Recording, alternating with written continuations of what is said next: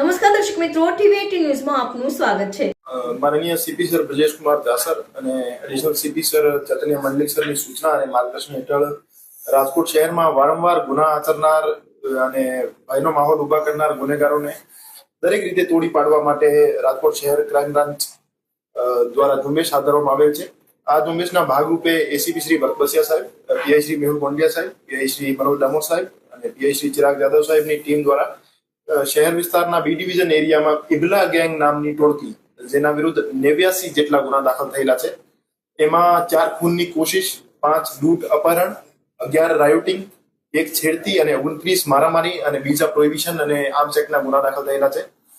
આ આરોપીઓ પૈકી ગેંગ લીડર ઇબ્રાહિમ ઉર્ફે ઇબલો જે છે અને એક જાવેદ ઉર્ફે જવલો, એ બંને આરોપી જેલમાં છે હાલમાં।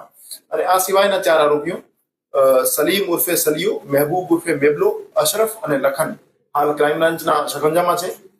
આ ગુનેગારો નિર્દોષ જનતા સાથે જે રીતનો વર્તન કરતા હોય છે, આવો જ કડક વર્તન અમે આ ગુનેગારો સાથે કરવા માટે પ્રતિબદ્ધ છીએ।